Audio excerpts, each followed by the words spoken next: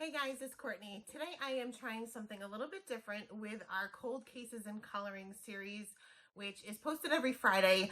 If you guys are new here, well, this is kind of a new series anyway, but every Friday I just do some coloring and talk to you about a cold case. Typically, it's going to be a missing persons case that needs to get out there, needs people to hear about it. So hopefully somewhere somebody knows something to help bring these families some closure. So that's what happens every Friday. Nothing's going to change as far as the coloring goes. That's still there, but I'm just going to be right here in the corner just to make it a little bit more personal. If you guys don't like this, I won't do it again, but totally up to you guys. I figured I'll try something a little bit different. It's a learning curve when you're trying something new on your channel, so hopefully this will work. So today we're going to be talking about the case of Crystal Rogers, who went missing back in 2015 from Bardstown, Kentucky. I hope I'm pronouncing that right. It's a pretty small town. Crystal was 35 years old. She was the mother of 5. She was described to be kind of quiet, but very friendly. She was laid back, had a lot of family and friends that she was very close to. She was married one time, and it wasn't so great of a relationship, and she had some other relationships that weren't exactly healthy, not exactly toxic, but not healthy at the same time. But she ended up meeting Brooks Houck. I hope I'm pronouncing that. It's Houck. Not sure how to pronounce it. But she met him actually by renting one of his properties, and they began dating. And at first, the relationship was great. Her family loved him, and everything seemed to be good. They ended up having a son together, and she had 4 other children. And the family started noticing that he wasn't exactly treating the other children the same as he was treating his own, who was still a baby at the time. But many of the responsibilities for the other 4 children were left completely on Crystal. So the day or night that Crystal disappeared was July 5th, 2015. Her and Brooks were going to have a date night that night. The 4 children from previous relationships all went to their father's houses for the night, and they had planned on taking the little one with them for their date night. Now the next day, Crystal's parents, Sherry and Tommy, couldn't get a hold of Crystal. They kept calling and calling until the phone was finally turned off, or it died, or whatever. So that is when they decided to report Crystal missing. On their way to report Crystal missing, they ran into Brooks. He kind of shrugged it off, said that, she had gone to her cousin's house before when they were fighting and things like that, just to kind of get away. So that's what he figured that she did. He had stated that the night prior, after their date night, she was playing games on her phone. He went to bed, woke up around 8 o'clock in the morning, and she was gone. Figuring she went to her cousin's house, so he didn't think that it was any big deal, which is why he didn't call anyone or report her missing. Now, Crystal's cousin Sabrina said that she would typically come over when they were having a fight or anything like that, but Crystal never spent the night. She would come over, kind of vent, kind of calm down from their argument, and then go back home. She never spent the night before, despite what Brooks was saying. Brooks wasn't really showing much concern. Like I said, he figured that she went to Sabrina's house and it was no big deal. Later on that day, after Crystal was reported missing, her vehicle was found abandoned on Bluegrass Parkway, which is kind of like a 2-lane road in the middle of the woods, nothing around in that area. Now, the car did have a flat tire. Her purse was still in the vehicle along with the keys in the ignition. Her parents, Sherry and Tommy, also noted that the passenger, or the driver's seat rather, wasn't positioned the way Crystal would have it positioned if she was driving. Another weird thing is that Crystal had AAA. So if she were to get a flat tire, why would she abandon the vehicle? Why wouldn't she call AAA? She had a cell phone, clearly, but she didn't call anybody for help. Very quickly, Crystal's parents went to the media. It was all over the place in that area. There was searches from people that lived in the town, all organized by Crystal's parents. They were searching a lake in particular. It wasn't very big lake. It was kind of more like a big pond. But this quickly became like their main area of searching for Crystal. There was billboards. There was signs everywhere. The only thing that was weird was that Brooks never participated in any of these searches. Now, Brooks also did an interview, as far as I know, it may have been his only interview, with Nancy Grace. If you guys aren't familiar with Nancy Grace, she covers a lot of missing person cases and unsolved cases and current cases. And so he did an interview with her, and he stated that he was participating in the searches, but kind of in the background with the police. He wasn't out there in the fields, in the lakes, in the back roads, in the woods, looking for Crystal. Now, finally, the police wanted to speak to Brooks. He was the last person to see Crystal. They live together. That's her significant other. So, of course, he's going to be the first one to be questioned. Now, he stated on their date night that they went to his mother's farm, and they kind of just walked around. He did build a fire to dispose of waste, which isn't uncommon on farms, but kind of weird that it happened that night. And that they went for a walk very late at night, which is also odd because you have a 2-year-old with you. It's chilly at night, it's kind of cold, and you have him out pretty late. So like I said, the next morning he woke up around 8 o'clock. Crystal was gone. He stated that he went back to the farm. He did try to call Crystal twice, but said he didn't want to bother her too much in case she was still upset. Upset from what, I don't know, because he never really stated that they had any kind of argument. He just stated that she typically went to Sabrina's house when they did. Now, the evening after Crystal disappeared, that's Frankie's tale,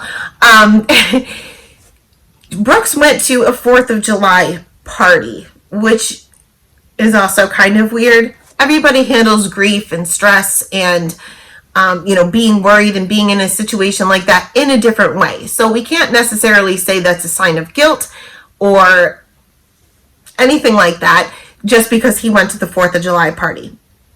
I just know that I probably wouldn't. So also during this police interrogation or interview, whatever you want to call it, they did look through Brooks' phone and saw that he received a call around midnight on the night or / morning that Crystal went missing. And Brooks claimed to not know whose number this is, doesn't remember the phone call, doesn't remember the reasoning for the phone call. So the police actually had him call this number back. He called the number and it ended up being a possible or future tenant of his. He owned a bunch of properties. He was basically a landlord. He owned his own business, and it ended up being somebody who claimed on potentially renting one of his properties, which is weird. You don't usually make those phone calls at midnight. Now, Brooks also took a polygraph test, and I know I've mentioned this in one of my previous videos. Polygraph tests are not 100% accurate. That's why they can't even be used in court as evidence, but it gives you a pretty good idea whether or not somebody's lying, depending on how well they pass, fail, or whatever. His was inconclusive. Now, Brooks had a brother named Nick. Nick was a police officer. During his interrogation, Brooks received a call from Nick who advised him he should leave. He shouldn't answer any more questions. It's a witch hunt. They're out for him, and he just needs to get up and walk away. And he did. Now, Crystal's ex-husband had stated the night after Crystal went missing, he had went to Brooks and Crystal's home, tongue twister, to pick up some clothing for their children. And while he was there, Brooks received a call from Nick, and Brooks had to leave in a hurry and said, Nick needs help, and kind of ran out the door, which was kind of weird because Crystal needs your help at this point. Crystal is missing. Crystal needs your help. So the authorities obviously wanted to speak to Nick. It's one of their own. He's a police officer, but they needed to interrogate him. Something didn't seem right here. On July 15th, about a week after Crystal disappeared, Nick finally agreed to talk to the authorities. Now, there was some surveillance footage of Brooks and Nick going to the same farm sometime in the middle of the night. Nick denies this. He said if it happened, he didn't remember it happening. He doesn't remember the reasoning for going there. He doesn't even remember going there in the middle of the night. And not only did he go to the farm in the middle of the night, he used his police vehicle to do so. So they searched the police car. They used luminol, which, if you guys aren't familiar, luminol is a substance that you can put onto a surface. And you kind of use like a black light, or I think you actually do use a black light, and it will illuminate any bodily fluids, blood, or, I don't want to get too gross, but bodily fluids. And there was aluminol used in his police vehicle, and it lit up in the trunk. They also noted that the fire extinguisher that is in every police vehicle was missing out of his. It was never reported to be missing. He never asked to have it replaced or anything like that. They just noticed that it was not there. Now, Nick also took a polygraph test, and he actually failed. He cursed at the police officer that was administering the test. He got really combative. He was argumentative about him failing. The main question he failed was, do you know where Crystal is? And he failed. He lied. They did ask if he had rehearsed before taking the test, and he just lost it. Finally, on October 16th, the police did announce that Crystal was presumed dead. They also said that Nick was fired as a police officer. He no longer worked for the force. Now, at this point, Crystal's family was getting really discouraged. It's been a few months since Crystal disappeared. There's been no new evidence, nothing going on. So they took matters into their own hands and hired a private investigator. One of the issues was when they received Crystal's car back after it had been abandoned. The police took it in, obviously, to search for evidence inside and outside of the vehicle. They got it back pretty quick. And their private investigator noted that there was only one fingerprint removed from the vehicle. There was none of the fingerprint residue, that powder stuff that they use. There was no aluminol used in the vehicle to see if there was any bodily fluids. There was still things kind of just all over the place that didn't appear to belong to Crystal. None of that was taken in or even looked at. And that was a little odd. Now, this lake that they were searching in, there were cadaver dogs brought in, and they did alert the police and the private investigator to the same location. There was divers, professional divers. That lake was searched inside and out, but unfortunately, nothing was ever found. So the family continued to investigate on their own. They continued to fight for Crystal. They continued to hang their signs, conduct searches, post on social media, do everything they can to try to find answers for Crystal. In the meantime, the police did warn them to be careful. Whoever was responsible for this is pretty powerful and very dangerous. But her father, Tommy, never stopped. He continued to investigate, collect evidence for his own so that he could crack the case and find out where his daughter was. Now, he had all of this evidence stored at home. He had witness reports. He had surveillance videos. You name it, he had it. But on November 19th, 2016, Tommy went out for a hunting trip. He was an experienced hunter. He went to the same location over and over and over again. And he was with some other family members, his sons, his grandson. And unfortunately, there was a hunting accident.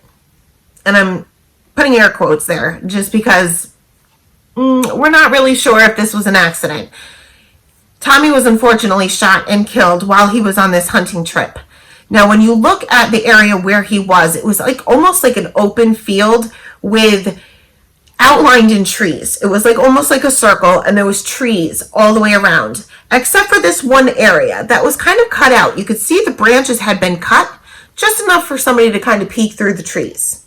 Now, they did find shell casings in that particular area, and Tommy was hit in the back, and he died at the scene. Now, naturally, the family and friends and everybody involved in Crystal's case don't believe that this was actually an accident. They do believe that he was a target because of all the evidence that he had collected. He had evidence such as surveillance video of a white car that fit the description of Brooke's mother's car on tape, going back and forth, removing things from the vehicle. And shortly after they found this video, Brooke's mother sold her car. Now, Brooks had a new girlfriend at this point, and she was arrested actually for ripping down missing persons signs from the town. And I'm not sure whatever came of that, but that's kind of odd as well. Now, naturally, there's a couple of different theories as far as what happened to Crystal. I think we're probably all thinking the same at this point. What happened to her? Why? We probably won't ever know. But there are other theories as well. Now, there were a couple of crimes before and right around the time that Crystal disappeared that may or may not be related to Crystal's disappearance. Back in May of 2013, so about a year before Crystal disappeared, Jason Ellis, who was also a police officer, was murdered. He was on his way home from work and there was debris in the road. It was a trap. He had gotten out of the vehicle to remove this debris, and as he was doing so, he was shot and killed.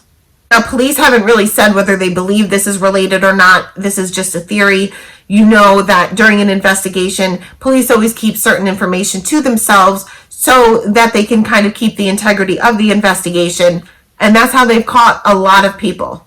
Now, back in August of last year, so August of 2020, depending on when you're listening to this, the FBI conducted a search for Crystal, I should say. And nothing came out of that, at least nothing that we know of. But last month, in August of 2021, the FBI has conducted another search. And this search is being conducted in a subdivision that is full of houses that were built right after Crystal disappeared by the company owned by Brooks. The FBI did confirm that they found items of interest in that area, but nothing as of right now as far as Crystal goes.